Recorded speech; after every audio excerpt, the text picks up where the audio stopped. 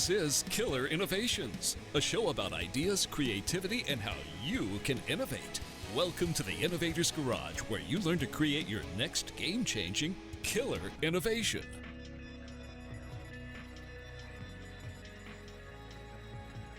Have you ever spent much time thinking about leadership and leadership skills? Leadership skills are ones that help people to create an environment that allows teams to achieve success. But there's a lot of confusion of what leadership really means. Leadership does not mean title. A title does not make you a leader. Look, I've had the title of Chief Technology Officer at Hewlett-Packard. I have a CEO title now, leading a team of 200 incredibly bright and motivated individuals. Just because I have the title does not make me a leader. Leadership is also not about telling others what to do. It's not about running around and saying, now you go and get that little task done, and you over here get that little task done. That is not leadership. And it's not expecting others to clear every decision with you first. So if you're leading other managers and expecting them to come to you to clear every decision that they're going to make before they make it, that is not leadership. That swings into what I call micromanagement.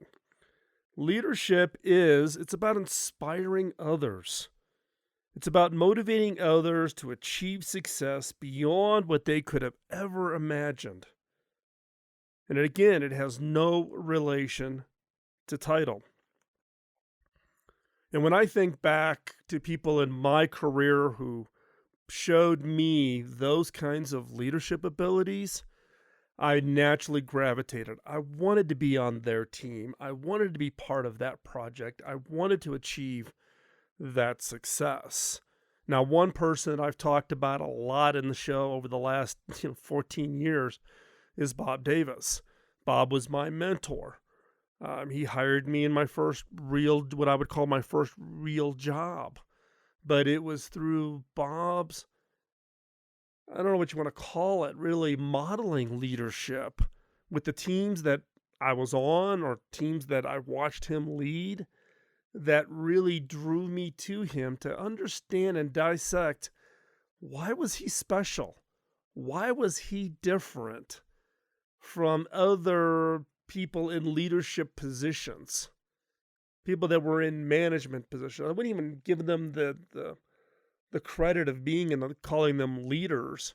They were in management positions. I'm talking about leadership. And leadership skills are important not only to leaders, but also individual contributors. Learning leadership skills helps you when you're part of a team, when you're self-leading, when there's no clear authority or no clear person who's supposed to be in charge, but it's team leadership. You still need those leadership skills. And that really plays in a growing and increasing role, particularly as you get more experiences, as you work on more projects. And this plays an critically important role around innovation and innovation leadership. Leadership skills on their own are important. Innovation leadership, when it comes to the whole process of driving innovation, it is even more critically important, because in the case of what I found in innovation projects, there isn't really one person. There may be the person who came up with the idea, and there may be some person who threw on some enhancements to those ideas, but it's a self-formed team that comes around those innovations that really transform them from something on a whiteboard or something scribbled in a notebook to actually making it something that is just absolutely mind-blowing.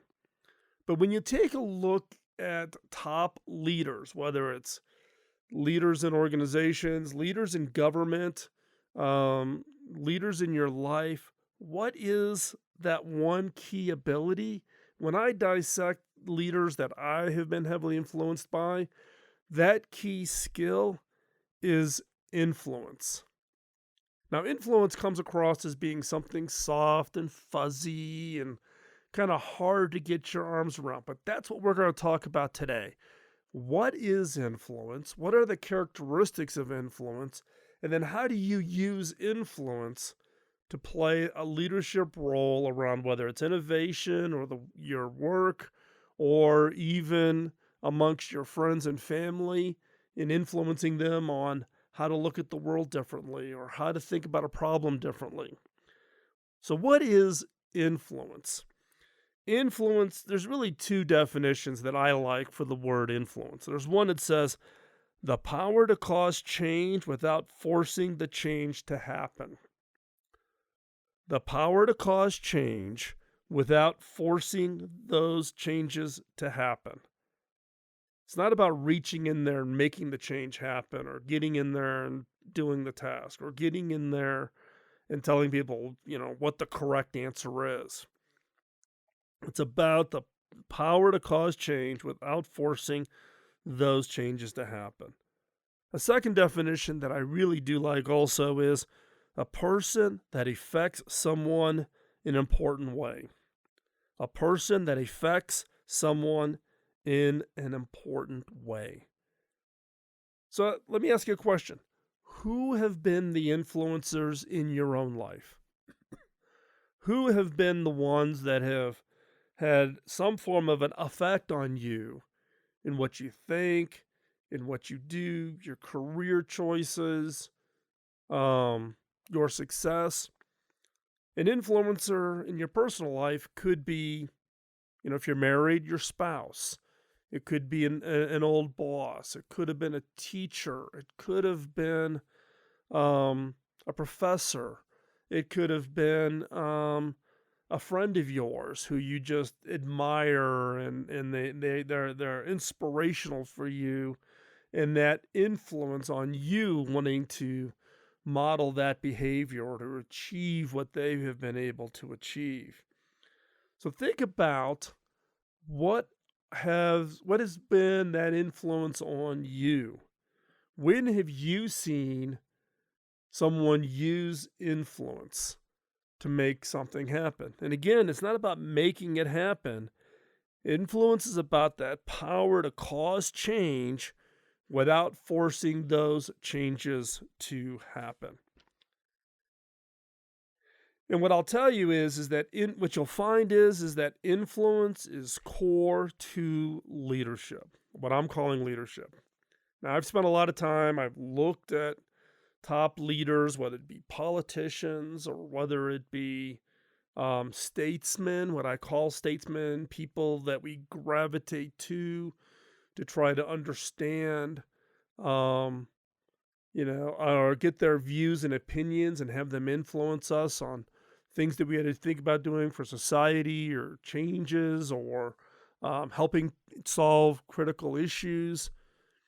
And when I take a look at all of those influencers, those that have had direct effect on my life, direct effect on my career, what I've seen their ability to elicit positive change in other parts of society, it's this nebulous skill of influence. It really is this influence that plays this absolutely critical role. And again, influence isn't about forcing the change. It's about understanding how to have the power to cause the change without forcing the change to happen. Influence plus leadership allows you to have this level of power to cause change without forcing those changes to happen. And as I said before, a person that affects someone in an important way is an influence in your life. Now, for the rest of this show, we're going to talk about two areas. One is I want to share with you what I think are the attributes of influence. What are those attributes you need to have and really to have this power of influence to drive change? And then, secondly, I want to talk specifically about how do you exert influence? How do you use this power to actually exert influence in what you are doing. So how you become an influencer in other people's lives. So I'm giving you a little bit of my, my little secret mojo here. What are the attributes of influence? And then how do you successfully exert influence? So don't go anywhere. That's what we're going to talk about in the rest of today's show. We're going to need to take a quick commercial break, but when we come back, I'll continue on. Next up, we're going to talk about what are the attributes of influence. And I'm going to challenge you to think about your own skills and abilities, and do you contain these specific attributes? So don't go anywhere. We'll be right back.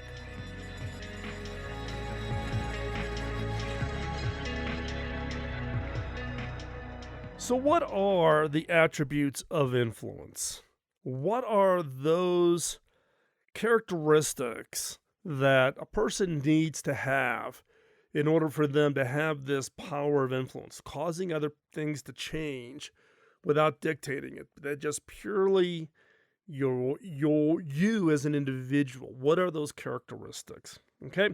First one up, fundamental knowledge. Now, what I mean by knowledge is two elements: experience and expertise. Experience being that you have done this kind of work in the past, that you have done something similar to this, that that people can point to and say, wow, you were part of a very successful kind of a project, right?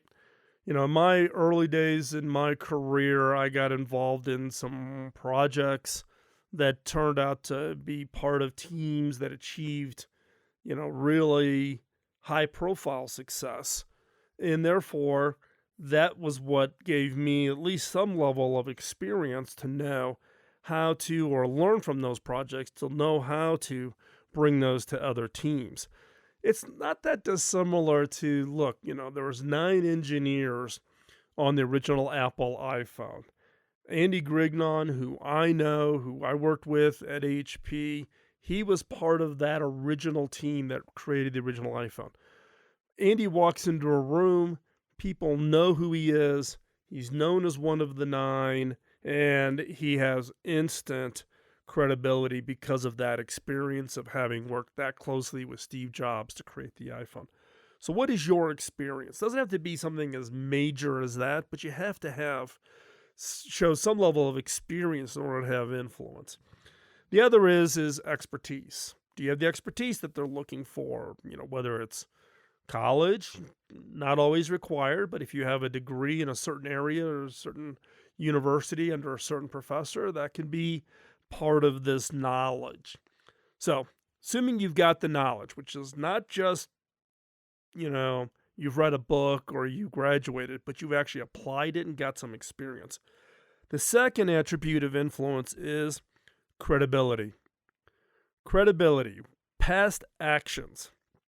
What have you done in the past that was most successful, and how also did you deal with failures? Credibility is also about thinking beyond self. It's not about getting onto a project because of what you think it'll do for you, right? It's thinking about the team.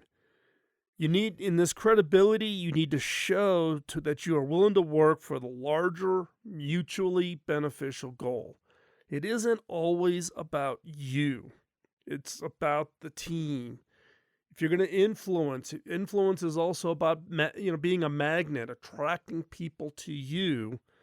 Is you have to show that your work is about the larger mutually beneficial goal and not just what you can get out of it.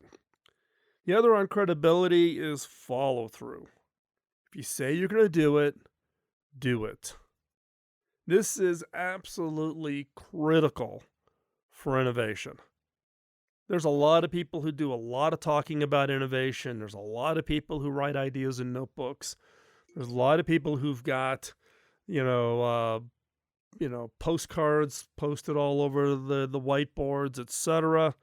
It is about the follow through. It is about doing what you said you were going to do. If you're going to solve a problem, then you work it until you solve it. You're going to deliver something, you're going to deliver it. Follow through. That's all part of credibility. It's about your past actions. It's not about that you claim to be credible, but that you've shown to be credible, that you think beyond yourself, that you're shown to work for the larger mutual beneficial goal and not just about what you can get out of it. And it's that follow through. What's the third characteristic? Third characteristic is integrity. Integrity for me is foundational. Does the person have a set of core values that guide what they do? Do they have that core set of values? And do they project those core values through their actions? Now, what do I mean by core values? Now, you can actually go back. There's some previous shows where I talk about core values. But what I'm meaning in these core values, at least the ones for me, is honesty and truthfulness, right? No game playing, no stretching the truth. It is about honesty and truthfulness. Second is win-win. Win-win always. It's not about win-lose. It's not about you winning and somebody else losing. It's always about putting together teams, projects, activities around win-win. Third, then, is transparency. Not hiding or hoarding information, not being, transparent about challenges or struggles somebody is having with a project. Transparency. And then fourth, team first. Now, this ties back a little bit to credibility, right? It's not about what you can get out of it or what you can get away with or what you can kind of let slide. It's about the team. And it's about a team mutually committing to each other to achieve this next step. Now, when you think about knowledge, credibility, integrity, here's my challenge. Where are you today? Right? These take time. Now, I would hope that all of us have been building on this over time, right? Knowledge. Maybe you've got the expertise, but you don't have the experience. Maybe you need to go find a project to get involved in, right? Something that you can maybe even volunteer on, of something that you're aligned with that would get you the experience in order to ultimately apply it to some other areas of influence that you want to own. Maybe your credibility. Maybe you need to, get better at follow through, keeping track of your commitments and delivering 100% on every commitment, right? And then integrity, right? Maybe you're not having integrity, but maybe we can all raise the bar. And look, I'm talking to myself as much as I'm talking to any of you, right? All three of these areas are things that I still have to work on, and I work on every day, whether it's my knowledge, my credibility, or my integrity. These all take time. And so now is just as good as time as any to commit that if you want to be an influencer, you need to have all three of these. You can't have two of them. You can't have one. You have to have all three: knowledge, credibility, and integrity. Don't go anywhere. Next up, we're going to talk about how do you exert or apply these characteristics to have influence, right? So if you have the characteristics, then how do you actually apply them to achieve success? So don't go anywhere. We'll be right back.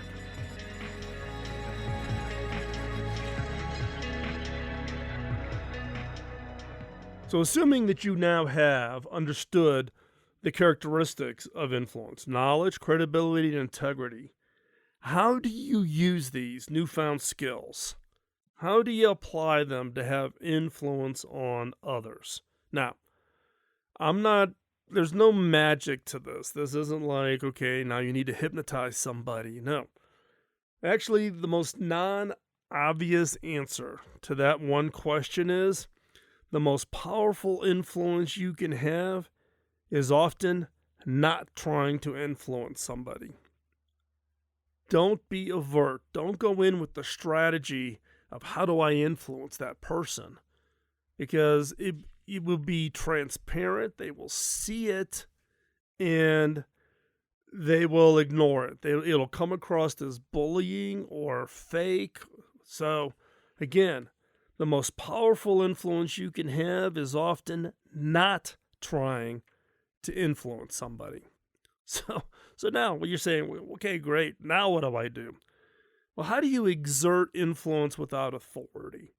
There's some groundwork you need to do before you're going to be able to influence somebody. First off is you need to understand who you want to influence. Is it an individual? Is it a company? Is it a team? Who is it that you want to, who's the individual that you want to have influence on? And then you need to understand, what is their motivation? What's their objectives? What are their fears? What are their dreams and desires? Right? If you're a politician and you're wanting to influence, you can't influence somebody if you don't understand what their motivation, objectives, fears, dreams, and desires are. And then you need to craft a win-win. How do you achieve what you want to achieve while allowing and supporting and enabling them to also achieve their objectives? So first out, understand who you want to influence and really understand them. Is it a team? Maybe you've inherited a team within an organization. You're brought over to take over a role for a team that maybe is working really well or maybe not working well. You first need to understand what their motivation, what their objective is. And then you need to craft the win-win. Not about you showing that you can be this great leader and therefore you might get promoted. It's about what is it that you, with that individual or with the team of individuals, what is it you can achieve? What is that win-win? So step 1, understand who you want to influence. Step 2, active listening. And in many cases, this will be the hardest one. Sometimes you just need to sit down and shut up. And you need to listen. You need to give others the floor. Now, I'm sitting here saying this into the studio. I'm sitting here in my studio at my ranch in Colorado. And as I just said those words, I started laughing in my head. Why?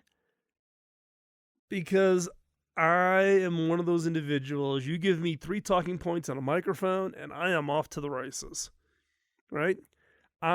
This is one of the hardest things I have to constantly remind myself, and that is to sit down and shut up and give others the floor.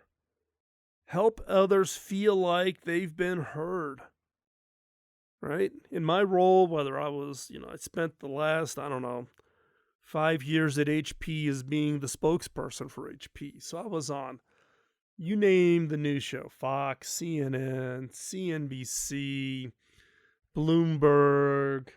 I was in all the print publications, etc. I was the one out talking. And I kind of got into that bad habit of being the one doing the talking. I need to remind myself that sometimes I just need to shut up and give the floor. Let others talk and let them feel like they've been heard, not just letting them talk and then go ahead and do whatever you wanted to do, but engage in the conversation, active listening. If you want to influence somebody, making them feel like they're part of that conversation, that they're contributing, is one of the best ways you can influence somebody. And then third, and this should be a surprise to nobody listening to this show, ask questions. Raise questions. Not just any questions, but well thought out questions. Questions that do not convey an agenda, right? That do not define kind of a target that you're trying to point them to get them to align with you. You're raising questions, well thought out questions, to really establish a conversation, not authority. Asking questions that you've spent hours thinking about. What are the right set of questions that I should be asking? What are the right questions to allow the person on the other side to truly convey their opinion, their thoughts, sharing their experience and expertise, to share and show that their integrity, right?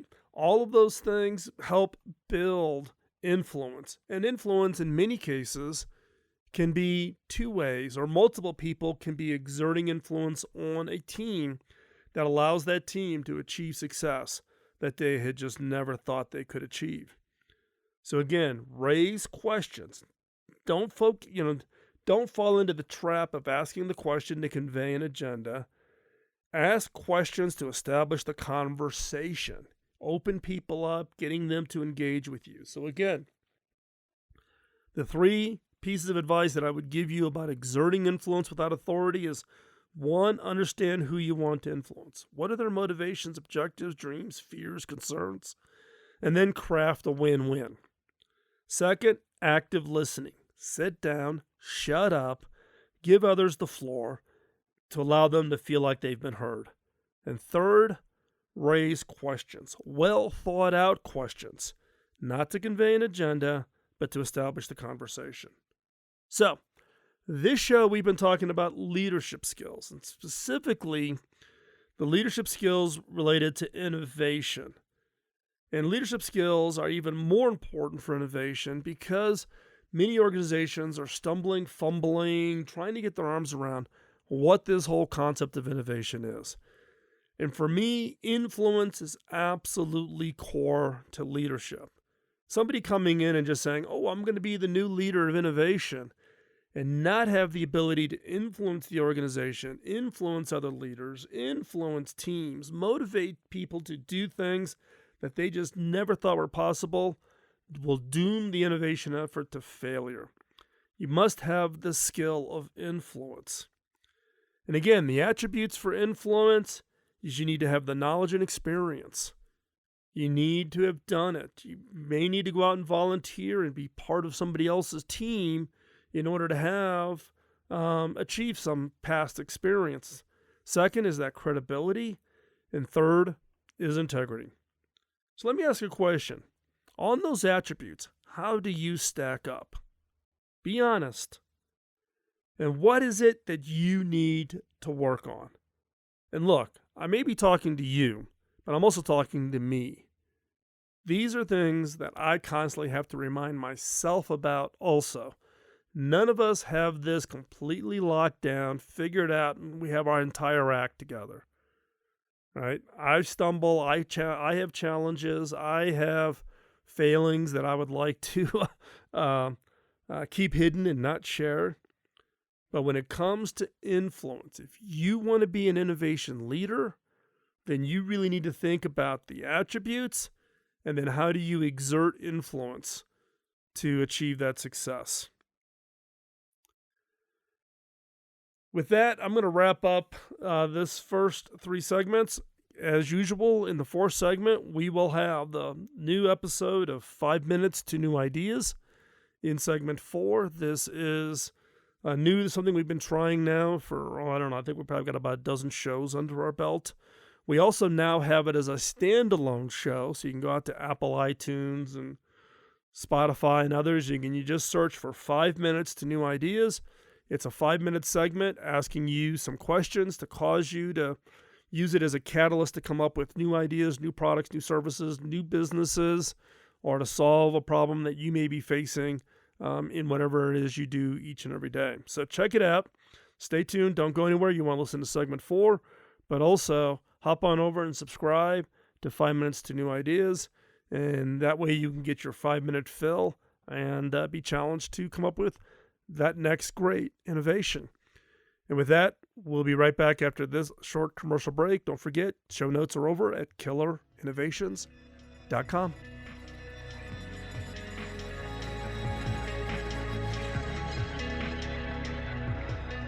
Back in the early days of this show, I would share what I called a killer question in each episode.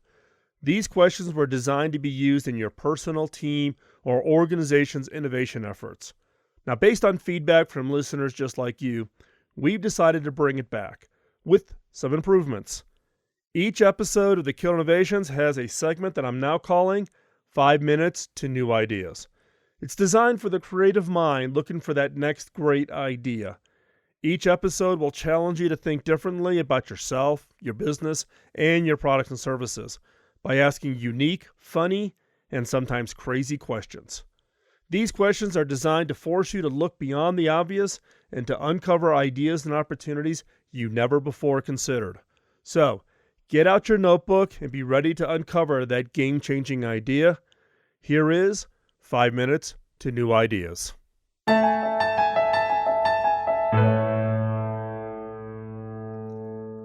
What are your criteria for deciding that an idea is worth pursuing? We all have our own set of selection criteria, the first of which is usually looking for profits. However, selecting a course of action based solely on ROI can be limiting or dangerous. If you are doing something really innovative, how on earth can you determine what the margins will be at an early stage of the R&D process? The problem is, if you filter out new ideas based solely on whether they meet your financial projections, then you're going to miss some great, perhaps groundbreaking concepts. As I've mentioned before, when you are ranking your ideas, ROI should not be your first filter in deciding whether an idea is worth pursuing. When HP first got into printers, it seemed like a tiny, not very interesting category. Now, it's one of the highest profit-producing businesses at HP. If we'd said, nah, not doing it, it's too small, it's not worth the effort, we could have made a catastrophic mistake. The printer division isn't the first example of where HP has made the tough call. Back in 1968, Bill Heelert wanted to get HP into the calculator business. 4 years later, HP launched the HP35 calculator that became the iPhone of the 70s, with people standing in line, bribing employees, and literally doing anything they could to get a hold of one of these calculators. There's one famous story of someone selling their car to get enough money to buy one of the calculators, and then realizing that they had to walk home after they bought it. Now, Bill did not use ROI as his criteria. He knew he wanted it for himself, and had it built. I know from my own personal experience that projected ROI can be misleading. Be aware of your bias towards flashy, exciting numbers, and remember that figures on a page are easily malleable. You can change them, and you can make them say anything. Do not turn down an opportunity because you think the market is too small. When someone comes to you with a $200 million idea and it piques my interest, ask them, how do you make this idea big enough to make me care? What do you need? More money? More resources? Are you being conservative in your estimates? How do you take this smaller idea and make it 10 times better and 10 times bigger? So, think long and hard on how you would answer the question, what are your criteria for selecting research and development projects? To dig deeper, ask yourself, what is the one key criteria that you must meet for a project to get approved? What would happen if you ignored that criteria in the evaluation process? What are the criteria used by others, either inside your industry or outside your industry? And based on this, what would you change in your criteria for selecting that next great product? Do not get caught in the trap of thinking that your criteria protects you from risks. Risk is still there. Your criteria may cause you to miss that next great opportunity. I'm Phil McKinney, and thanks for listening.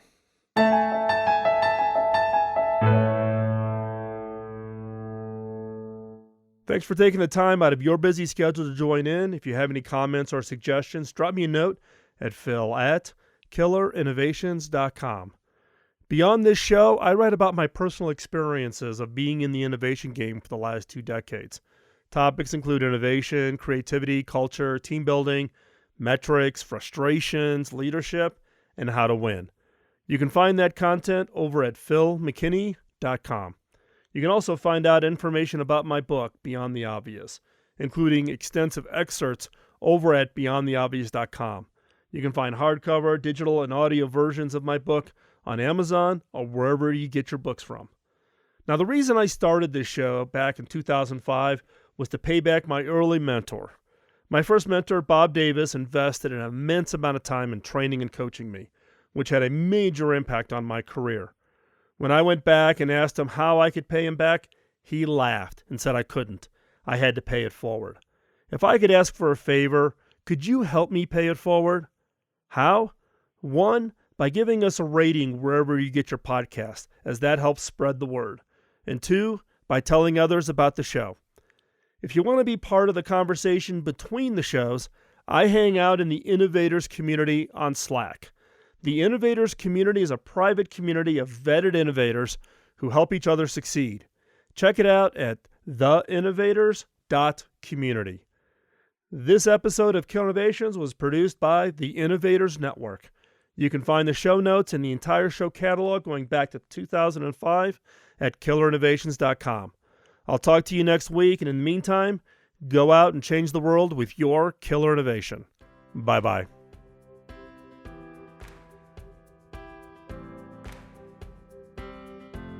Before we go today, there's something special that all of us here at the Innovators Network would like to say. We want to thank you, our listeners, for nominating 2 of our shows, Killer Innovations and 5 Minutes to New Ideas, for the 13th Annual People's Choice Podcast Awards in the Manager Tools Business category.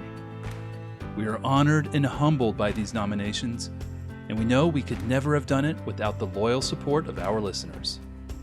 So from all of us here at the Innovators Network, to all of you, a very sincere thank you.